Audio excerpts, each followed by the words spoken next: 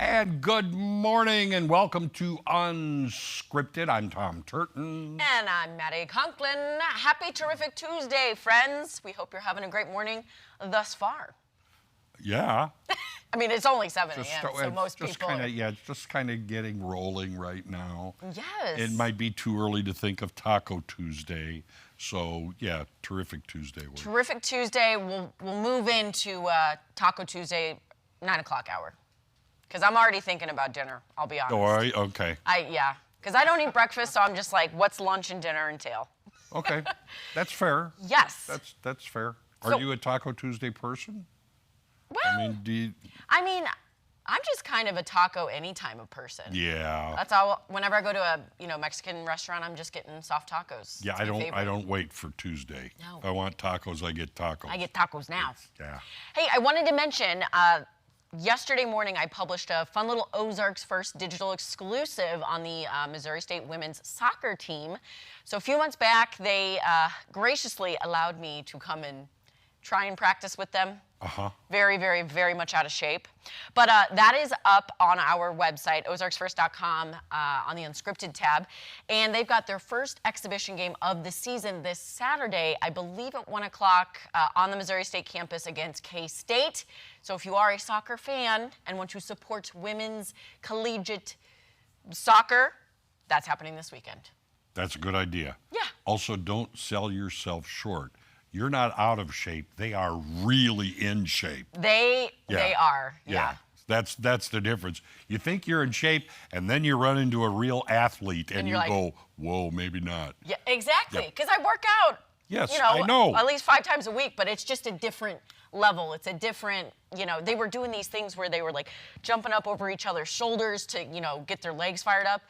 I jumped like 3 times. I said, I need a break, y'all. I can't do this. I get tired thinking about that stuff. Yeah. I don't have to do it. Yeah, exactly. Like now, my knee hurts already just thinking about it. Yeah. So anyways, that's happening this weekend. And then their, regular season kicks off after these exhibition games. And they're playing Mizzou this year, which I'm going to go August 31st, I believe. They're also playing Iowa. So these really good matches coming up for the Missouri State women's soccer team out there. Well, good on them. That's good. And they should get more attention. Yes, exactly. Mm-hmm. Did you have a good weekend? It was fine. It was a weekend, but it was fine. Was having the lawn mowed and, this huge, long stretch of dry weather. Had a rain shower just as you're trying to mow. Oh, of course. It was like, you got plans today to be outside? And I looked on the radar. I think I was talking about this yesterday, but I looked on the radar, and there was this one little spot, and that's where I was. Just a rain cloud just above you. Not your neighbors, not your... It might have been a little bigger than that, but I could see clear sky all around, except right up there. Right above. Yeah. And I have to say, Tom, you can pull off a fedora. I saw a picture of you on Sunday at our former co-host Blake Haynes' going away party. And my husband, he goes, "Is that Tom Turton?" I go, "Yeah, he can pull off a fedora. Look at him." I like that cool, casual look. I do too, actually, but thank you. That's very kind of you. Of course. Okay. Now, I can relate to this. A newly discovered dinosaur fossil. Could indicate how some dinosaurs may have sounded, and it wasn't with a roar. Chinese researchers recently found an almost completely intact fossil of Apulosaurus. The fossil was so good, it included a well-preserved larynx. Researchers believe its similarities to modern birds reveals that it most likely chirped rather than roared. Now, this is only the second dinosaur larynx fossil ever discovered. The other came from a dinosaur that lived 90 million years apart from this one. Isn't that crazy?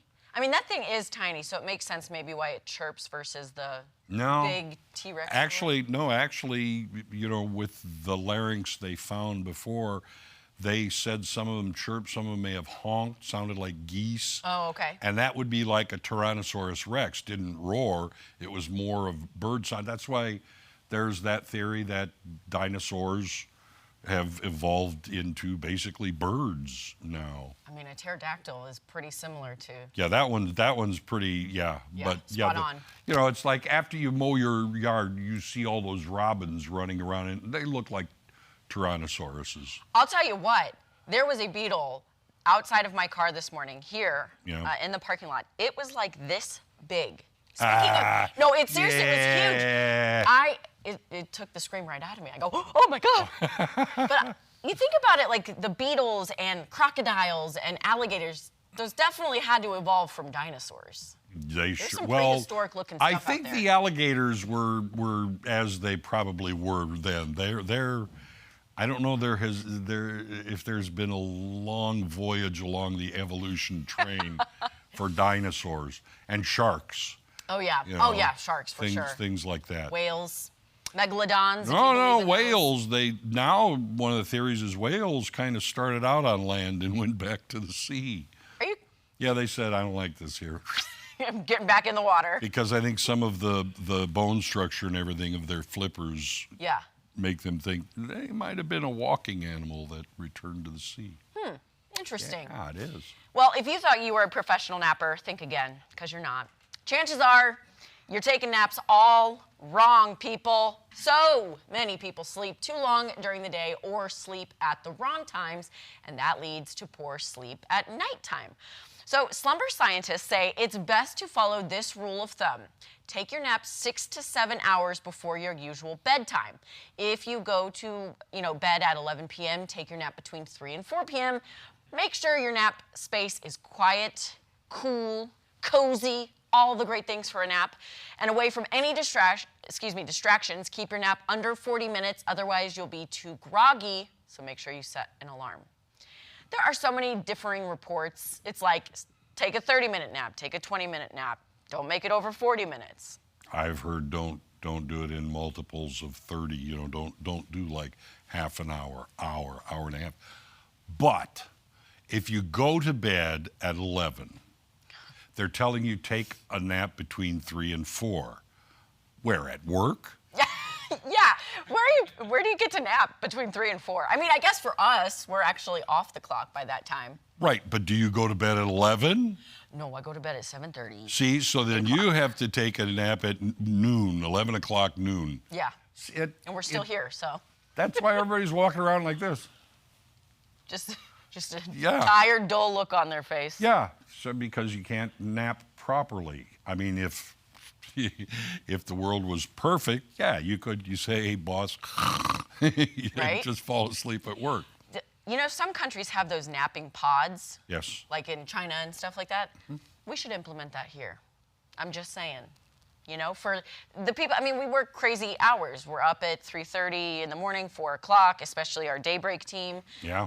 Just a quick little napping pod might really increase efficiency. I think it would. And all you have to do is take a look at Matt's face, and you can see. Oh, you guys see the bags under my eyes? He did say the sleepies are starting to hit. Yeah. Guys, I took a 4-hour nap yesterday. That's not a nap. Matt, you can't do that. That is a 4-hour nap. I was just on my couch, just. That's not a nap. 4 hours is. You basically went to bed. Yeah, I think I slept 4 hours before daybreak, and then I slept 4 hours afterwards. Oh my God. I think I may do a 5-hour nap today. I mean, it was wonderful. I woke up not knowing what day it was. You're doing one of these where you're like, that's the worst. Yeah, that's the worst. We're like, is it Monday still? Did I miss the whole week? Sleep scientists they should do a study on this guy right here because there is a lot going on. Yes, I know. But a lot of people, they sleep when they get tired, and so you're kind of doing it that way. So yeah, that was your advice. I asked Tom, I was like, Tom, how'd you do the mornings for so long? You go, I eat when I'm hungry, I sleep when I'm tired. You do that, you'll be just fine. I'm like, all right.